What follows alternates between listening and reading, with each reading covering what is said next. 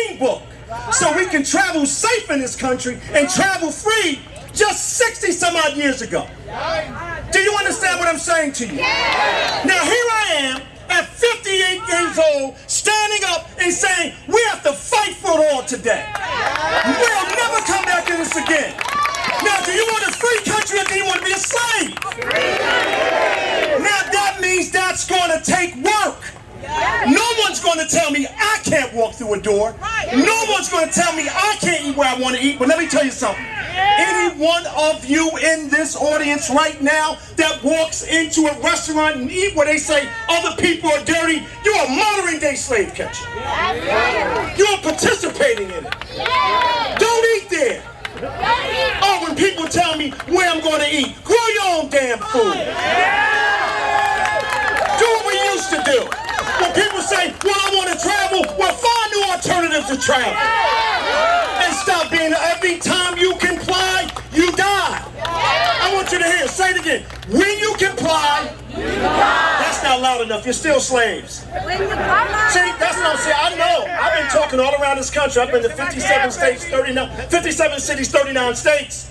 And when I ask that, when we ask you again, when you comply, you die. When you comply, you die. So today, we don't comply anymore. Now, I actually believe in what the young lady was saying earlier about being high frequency. Because I'm high frequency, and all of you are high frequency. And guess what? I don't think we need to spend our time with anyone that's low frequency, because they're an obstructionist to truth, they're an obstructionist to justice, they're obstructionist to our family, they're an obstructionist to everything that we believe in. Now, you might not say the word God, but I believe in God, I believe in a higher being. I believe that right now, the reason why they're moving so fast right now is because we're moving fast and we're going to wipe them out. Now, but see, some of y'all, I know, I get it. Some of you want to go back to your comfort. That's over. We got to create a new world for ourselves. Some of you are still sneaking in the restaurant. Some of you are still wearing your mask. Because you know why? Because consciously, I've said this to you before, we have lost our God consciousness. And when you lose your God consciousness, you lose your ability to see God's face for the right answer. And when you lose that, what happens? You lose your God courage. So we don't have to ask for permission to live. We don't have to ask for permission to breathe. We don't have to ask for permission to work. We don't have to ask for permission. And you're asking for too much permission. Then you're all running around here trying to get exemptions. That means that you're playing into their game. Do you need an exemption to love your wife? Do you need an exemption to love your partner? Do you need an exemption to love your children? You know why? Because what? We are not slaves. Are you slaves? Do you choose freedom? Do you choose freedom? I want to hear you say your name. I, so-and-so, we choose to go with freedom. That's the kind of people I want to talk to. I don't like chumps. Now, I can always talk to y'all about Lily Mae Jenkins. Lily Mae Jenkins was my grandmother. She taught me to understand God. She taught me to see God's face. And she taught me to stand up for what's right. See, it's time for us to stand up for what's right, because let me tell you something, everybody in this audience. It is about our children. Now, I want you to picture your child's life 20 years later from now if we don't stand up. Picture your great-great-grandchildren's lives if we don't stand up. Just picture that. Just picture that. Just picture what's going to happen to our babies. Now, I'm going to tell you a story today. I normally don't share. I've been very, very secretive about my family. And my family is pretty great damn people. But I have a grandson that's 16 years old. And he was working on a part-time job. And this guy walks up to him and says to him, "Young man, Marquise, you can't work here anymore because you choose not to get vaccinated." Well, wait a minute. Wait a minute. See, I'm raising a cold-blooded guy. That young man was sharp. He said, "Don't worry about it. My family doesn't believe in that. I don't need to work here if you don't believe in my body's sovereignty." My 16-year-old. Now, if a 16-year-old can do that, why is it stopping you from doing it? I called him up.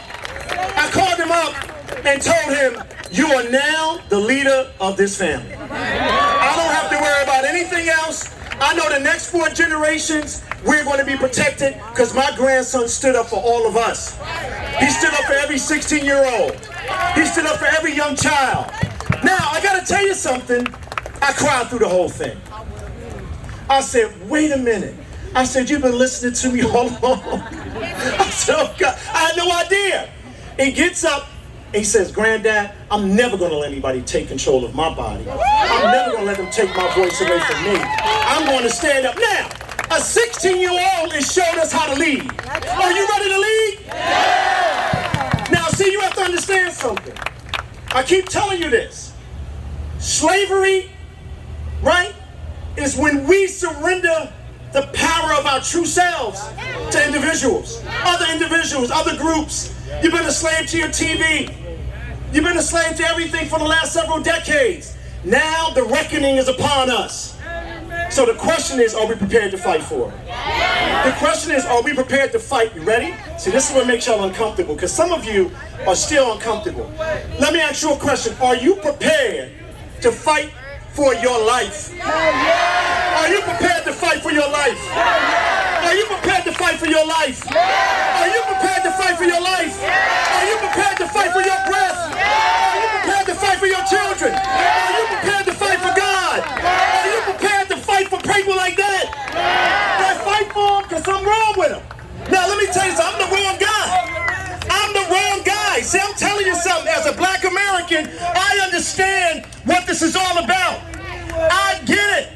Land of the free. What did Martin Luther King say?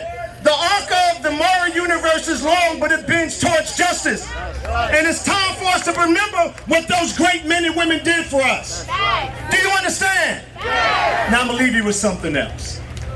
I want all of you to close your eyes, and I want you to take a deep breath. I want you to inhale God, and I want you to exhale fear. Now I want you to keep your eyes closed a little longer, please. Don't be in such a rush. And I want you to think about what kind of world you want to live in tomorrow. For your children, for you, for your grandparents, for your ancestors that came before us. What kind of world do you want to live in tomorrow? So that should give you the ability to get up in the morning, knock on every door, get on the telephone, call all of the people and say, we're in a fight for our life. Now the third thing I want you to do is I want you to hug each other. Right now. Don't be afraid to hug each other, and I'm going to tell you why. I'm going to tell you why. All of you people that are afraid to hug each other, I'm going to still pray for you. Maybe, I don't know. Hug each other, please. I want this whole audience to hug each other. Hug each other. And hug each other hard. Hug each other hard. Hug each other hard. There you go. Now, let me tell you why I asked you to do that. Let me tell you why I asked you to do that. Because they tried to take our connection from one another. Yeah. You see? They think they were slick. They ain't slick. We caught on to it. So every time you fear something, inhale God, exhale fear. Every time you feel fearful, grab your child, grab your neighbor, grab a friend, grab a human being and hug them. Because it connects you to something greater than yourself. Now, I want to do this for you. Because I want to know if you really believe what you're saying. I choose to go with freedom. I want you to say it 3 times and I'm off the stage because I'm hot as hell. Ready? 1, 2, 3. I choose to go with freedom. I choose to go with freedom. I choose to go with freedom. And guess what? I choose to fight for you. Now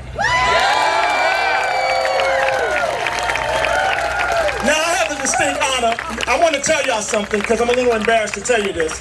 I was not letting Trisha speak before me. The last time she spoke for me, I just left. This is a powerful black sister here. Love her.